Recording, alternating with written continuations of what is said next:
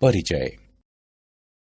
बच्चों, आज हम जैव प्रौद्योगिकी एवं उसके उपयोग के बारे में जानेंगे।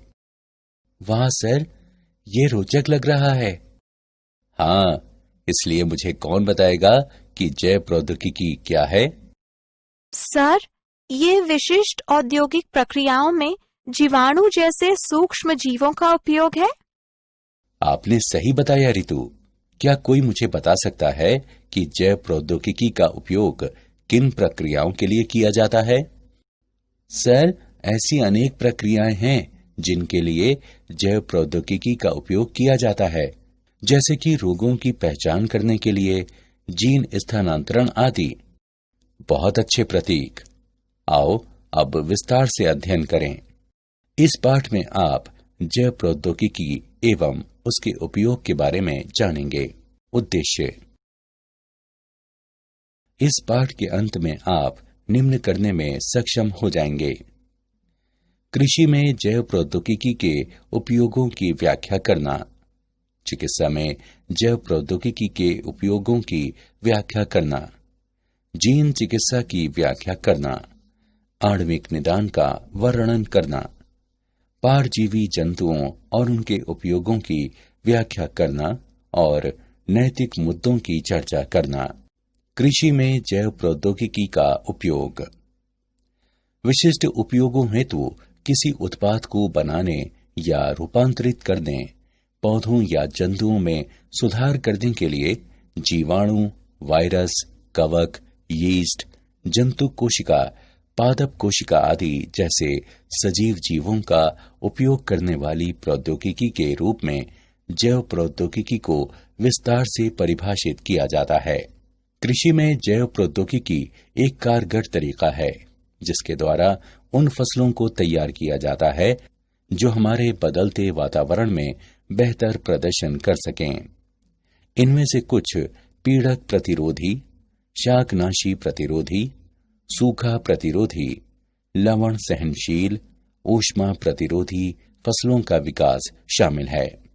जब प्रयोगशाला में एक जीव के जीन को दूसरे जीव को सुधारने या परिवर्तित करने के लिए अभिप्राय पूर्वक स्थानांतरित किया जाता है तो आनुवंशिकता रूपांतरित जीव यानी जीएमओ का निर्माण होता है। आनुवंशिकता रूपांतरित जीवों का उपयोग। आनुवंशिकता रूपांतरित पौधे कई तरह से उपयोगी हो सकते हैं। कीट पीड़क प्रतिरोधी पौधों के कारण कम पीड़कनाशी का उपयोग करने की आवश्यकता होती है। आर्थिक रूप से अधिक अनुकूल क्योंकि पीड़कनाशी वायु, मृदा और जल में नहीं जाते हैं। फसल की अधिक पैदावार। आनुवंशिकता रूपांतरित फसलों को उन विटामिनों से भरपूर बनाया जा सकता है जिनकी कुछ प्रधान किस्मों में कमी हो सकती है। कृषि में जैव प्रौद्योगिकी का उपयोग। बीटी कपास। बैसिलस थोरिनजिएंसिस द्वारा उत्पन्न क्राई प्रोटीन विभिन्न कीट पीड़कों के विरुद्ध प्रभावित जैव कीटनाशक होते हैं। क्राई जीव विषों को डिंब आंत्र ल्यूमेन में सक्रिय प्राग जीव विष के रूप में उत्पन्न किया जाता है। जीव विष आयनिक छिद्रों को बनाने वाली कला में स्वल्प लकन और अंतर्वेशन को प्रेरित करने वाले ग्राहियों से जुड़ जाते हैं जो कोशिकाओं और डिंब को मार देते हैं। पीड़क प्रतिरोधी पौधा। पीड़क प्रतिरोधी पौधे। कीटों का हमला एक गंभीर कृषि समस्या है जिससे उपज काफी कम हो जाती है और उत्पादन गुणवत्ता घट जाती है। कीटों के कारण खेतों में और साइलों में भंडारण के दौरान नुकसान हो सकता है। प्रत्येक वर्ष कीट दुनिया भर की खाद्य फसलों का लगभग 25% भाग नष्ट कर देते हैं।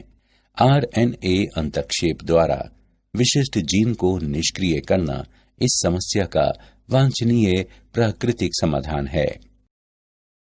द्विसूत्री आरएनए मध्यवर्ती अंतक्षेप आरएनएआई जीवों में जीन अभिव्यक्ति को निष्क्रिय करने की सरल और तीव्र विधि है।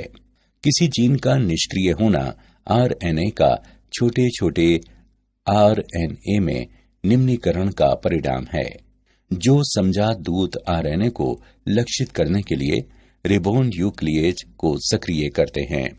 औषधियों में जैव प्रौद्योगिकी का उपयोग। आनुवंशिकता निर्मित इंसुलिन। इंसुलिन एक हार्मोन है जो अग्नाशय द्वारा उत्पन्न होता है और जो ग्लूकोज के स्तर को नियंत्रित करता है। इंसुलिन 2 पॉलीपेप्टाइड श्रृंखलाओं का बना होता है, श्रृंखला ए और श्रृंखला बी, जो आपस में डाइसल्फाइड सेतुओं द्वारा जुड़ी होती है। बीटा कोशिकाओं में इंसुलिन प्राक हार्मोन कन्वर्टेज तथा एक्सोप्रोटीएज कार्बोक्सी पेप्टाइडेज ई कहलाने वाले प्रोटीन अपघटक एंजाइम की क्रिया द्वारा प्राक इंसुलिन पूर्ववर्ती अणु से संश्लेषित होता है। प्राक इंसुलिन के ये रूपांतरण अणु के केंद्रीय भाग अर्थात सी पेप्टाइड को प्राक इंसुलिन के सी और एन अंतस्थ सिरों से हटा देते हैं। शेष पॉलीपेप्टाइड बी और ए श्रृंखलाएं आपस में डाइसल्फाइड बंधों द्वारा जुड़ी होती हैं। परिपक्व इंसुलिन में सी पेप्टाइड उपस्थित नहीं होता है। जीन चिकित्सा। आनुवंशिक दोषों को सही करने के क्रम में अनुपस्थित या दोषपूर्ण जीन की जगह कोशिकाओं में सामान्य जीनों को प्रवेश कराना जीन चिकित्सा कहलाती है। एक कोशिका के जीनोम में नया जीन प्राप्त करने के लिए इसे संवाहक कहलाने वाले एक अणु में किया जाना चाहिए। वर्तमान में उपयोग किए जा रहे सबसे सामान्य संवाहक विषाणु हैं जो प्राकृतिक रूप से आक्रमणकारी कोशिकाएं हैं और अपने आनुवंशिक पदार्थ को कोशिका के जीनोम में प्रवेश कराती हैं। एक संवाहक के रूप में विषाणु का उपयोग करने के लिए विषाणु के जीनों को हटाकर कोशिका के लिए निर्धारित नए जीन को प्रतिस्थापित किया जाता है। जब विषाणु कोशिका पर हमला करेगा तो ये अपने आनुवंशिक पदार्थ प्रवेश कराएगा। एक सफल स्थानांतरण के परिणाम स्वरूप लक्षित कोशिका में अब नया जीन होगा जो दोषपूर्ण जीन द्वारा उत्पन्न समस्या को सही करेगा। विषाणु जिनका संवाहकों के रूप में उपयोग किया जा सकता है उनमें शामिल हैं रेट्रोवायरस जैसे HIV, एडिनोवायरस, एडिनो संबंध वायरस और सरल परिसप्र विषाणु। आणविक निदान। किसी ऊतक या तरल में प्रोटीन, DNA, RNA जैसे अणुओं के अध्ययन द्वारा रोगों की पहचान करने की प्रक्रिया आणविक निदान कहलाती है। आणविक निदान और चिकित्सा है रोगों के आणविक कारणों का पता लगाने, निगरानी और उपचार करने में उन्नत विशिष्ट जनसंख्याओं की ओर औषध विकास और लक्षित औषधियों के मार्गदर्शन के लिए बायोमार्कर का उपयोग। औषध प्रतिक्रिया, औषध उपापचय, प्रतिकूल प्रभाव और रोग प्रगति को प्रभावित करने वाली आनुवंशिक विभिन्नताएं। औषध या नैदानिक संयोजन का विकास और चिकित्सीय उपयोग। उभरती हुई फार्मेकोजिनोमिक और आणविक नैदानिक प्रौद्योगिकी, नैदानिक और व्यक्तिगत चिकित्सा में विनियामक मुद्दे। पारजीवी जंतु, ट्रांसजेनिक एनिमल्स, जंतु जिनकी आनुवंशिक विशेषताओं को एक रूपांतरित जीन द्वारा या आनुवंशिक प्रौद्योगिकी की तकनीक का उपयोग करके दूसरे जीव से प्राप्त जीन के अंतर्वेशन द्वारा बदल दिया गया है, पारजीवी जंतु कहलाते हैं। पारजीवी जंतुओं के उत्पादन के सामान्य कारण हैं। कुछ पारजीवी जंतुओं का विशिष्ट आर्थिक लक्षणों के लिए उत्पादन किया जाता है। उदाहरण के लिए पारजीवी पशुओं को विशिष्ट मानव प्रोटीन युक्त दूध उत्पन्न करने के लिए बनाया गया था, जो मानव वातस्फीति के उपचार में सहायता करती है। उदाहरण के लिए हार्वर्ड वैज्ञानिकों को ऑनकोमाउस या हार्वर्ड माउस कहलाने वाले आनुवंशिकता निर्मित चूहा बनाने में प्रमुख वैज्ञानिक सफलता मिली, जिसमें विभिन्न मानव कैंसरों के विकास को बढ़ावा देने वाला जीन है। पारजीवी जंतुओं का उपयोग। मानव कल्याण के लिए इन जंतुओं के लाभों को निम्न क्षेत्रों में वर्गीकृत किया जा सकता है: कृषि, औषधि, और उद्योग। कृषि उपयोग। प्रजनन। पारंपरिक प्रजनन अधिक समय लेने वाला मुश्किल कार्य है। जैव प्रौद्योगिकी के उपयोग से कम समय में और अधिक परिशुद्धता के साथ जंतुओं में विशेषताओं को विकसित करना संभव हो गया है। इसके अलावा उपज बढ़ाने के लिए किसानों को एक आसान तरीका भी प्रदान करता है। गुणवत्ता। पारजीवी गायें अधिक दूध उत्पन्न करती हैं या कम लैक्टोज या कोलेस्ट्रॉल वाला दूध उत्पन्न करती हैं। सुअर और पशु जिनमें अधिक मांस होता है, भेड़ जो अधिक ऊन देती हैं। रोग प्रतिरोध। वैज्ञानिक रोग प्रतिरोधी जंतुओं को उत्पन्न करने के लिए प्रयासरत हैं, जैसा कि इन्फ्लुएंजा प्रतिरोधी सुअर, लेकिन जीन की बहुत ही सीमित संख्या वर्तमान में पालतू जानवरों में रोगों के प्रतिरोध के लिए जिम्मेदार है। चिकित्सा उपयोग। जीनो ट्रांसप्लांटेशन। पारजीवी स्वर प्रत्यारोपण अंगों की कमी को पूरा कर सकते हैं। पोषण संपूरक और औषधियां। इंसुलिन, वृद्धि हार्मोन और रुधिर स्कंदन रोधी कारकों को पारजीवी गाय, भेड़ या बकरी के दूध से शीघ्र ही प्राप्त किया जा सकता है या पहले से ही प्राप्त किया जा चुका है। मानव जीन चिकित्सा। मानव जीन चिकित्सा में जीन की दोषपूर्ण प्रतिलिपियों वाले व्यक्ति के जीनोम से जीन की सामान्य प्रतिलिपि जोड़ना शामिल है। 5000 नामित आनुवंशिक रोगों के उपचार की संभावना बहुत अधिक है और पारजीवी जंतु एक महत्वपूर्ण भूमिका निभा सकते हैं। औद्योगिक उपयोग।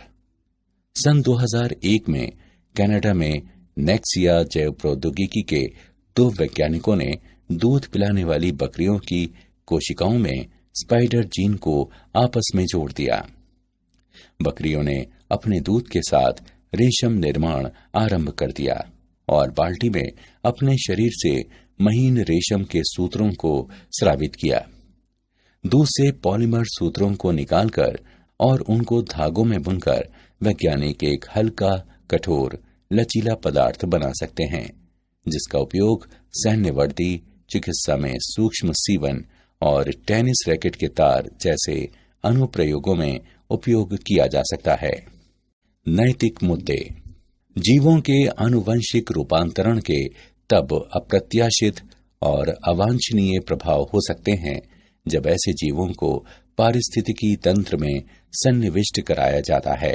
जन सेवाओं के लिए ऐसे जीवों के रूपांतरण और उपयोग से अनुमत एकस्व की समस्याएं भी उत्पन्न हुई हैं। इसलिए भारत सरकार ने संगठन स्थापित किए हैं जो आनुवंशिक रूपांतरण की वैधानिकता और जनसेवा के लिए आनुवंशिकता रूपांतरित जीवों के सन्निवेश की सुरक्षा के बारे में निर्णय लेने के लिए अधिकृत हैं। ऐसा ही एक संगठन आनुवंशिक अभियांत्रिकी संतुति समिति यानी GEAC है। सन 2001 और 2002 में भारत में 93 मिलियन टन चावल का उत्पादन हुआ और 2011 और 2012 तक सरकार का लक्ष्य 129 मिलियन टन चावल उत्पादन का है। बायोपायरेसी। बायोपायरेसी प्राकृतिक रूप से पाई जाने वाली जैव रासायनिक या आनुवंशिक सामग्री का व्यावसायिक रूप से उपयोग करने की कार्य प्रणाली है, विशेषकर एकस्व प्राप्त करके जो उस समुदाय जिससे ये उत्पन्न हुई है उसको उचित मुआवजे का भुगतान करने में विफल रहने पर भविष्य में इसके उपयोग को प्रतिबंधित करती है। भारत में उगने वाला बासमती चावल अपने विशिष्ट स्वाद और सुगंध के लिए मशहूर है, लेकिन एक अमेरिकी कंपनी ने अमेरिकन एकस्व व ट्रेडमार्क कार्यालय द्वारा एकस्व अधिकार प्राप्त कर लिया था। इस कंपनी ने भारतीय किस्मों को अर्धबौनी किस्मों से संकरण कराकर बासमती की नई किस्म विकसित की। क्या आप जानते हैं, अमेरिकी शोधकर्ताओं ने एक प्रणाली विकसित की है जिसमें नीले प्रकाश को सक्रिय करके किसी भी वांछित जीन को प्राप्त किया जा सकता है तथा टर्न ऑन या टर्न ऑफ कर सकते हैं, जो जैव प्रौद्योगिकी और चिकित्सा में अनुसंधान के लिए हो सकते हैं। ये पहली बार है जब डीएनए के विशिष्ट खंडों को टर्न ऑन या टर्न ऑफ किया गया है। उन्होंने अमेरिकन केमिकल सोसाइटी के जर्नल में प्रकाशित अपने शोध पत्रों में प्रकाश की तीव्रता का उपयोग करके जीन अभिव्यक्ति के स्तर को अनुकूल बनाने के बारे में जानकारी भी दी है। सारांश। आइए हमने जो कुछ सीखा है उसे संक्षेप में दोहराएं। विशिष्ट उपयोगों हेतु किसी उत्पाद को बनाने या रूपांतरित करने, पौधों या जंतुओं में सुधार करने के लिए जीवाणु, वायरस, कवक, यीस्ट, जंतु कोशिका, पादप कोशिका आदि जैसे सजीव जीवों का उपयोग करने वाली प्रौद्योगिकी के रूप में जैव प्रौद्योगिकी को विस्तार से परिभाषित किया जाता है। आरएनए अंतर्क्षेप द्वारा विशिष्ट जीन को निष्क्रिय करना कीट हमले की समस्या का वांछनीय प्राकृतिक समाधान है। आनुवंशिक दोषों को सही करने के क्रम में अनुपस्थित या दोषपूर्ण जीन की जगह कोशिकाओं में सामान्य जीनों को प्रवेश कराना जीन चिकित्सा कहलाती है। किसी ऊतक या तरल में प्रोटीन, डीएनए, आरएनए जैसे अणुओं के अध्ययन द्वारा रोगों की पहचान करने की प्रक्रिया आणविक निदान कहलाती है। जंतु जिनकी आनुवंशिक विशेषताओं को एक रूपांतरित जीन द्वारा या आनुवंशिक प्रौद्योगिकी की तकनीक का उपयोग करके दूसरे जीव से प्राप्त जीन के अंतर्वेशन द्वारा बदल दिया गया है, पारजीवी जंतु कहलाते हैं। भारत सरकार ने संगठन स्थापित किए हैं जो आनुवंशिक रूपांतरण की वैधानिकता और जन सेवा के लिए आनुवंशिकता रूपांतरित जीवों के सन्निवेश की सुरक्षा के बारे में निर्णय लेने के लिए अधिकृत हैं। बायोपायरेसी प्राकृतिक रूप से पाई जाने वाली जैव, रासायनिक या आनुवंशिक सामग्री का व्यावसायिक रूप से उपयोग करने की कार्य प्रणाली है, विशेषकर एक कस्ब प्राप्त करके जो उस समुदाय जिससे ये उत्पन्न हुई है उसको उचित मुआवजे का भुगतान करने में विफल रहने पर भविष्य में इसके उपयोग को प्रतिबंधित करती है।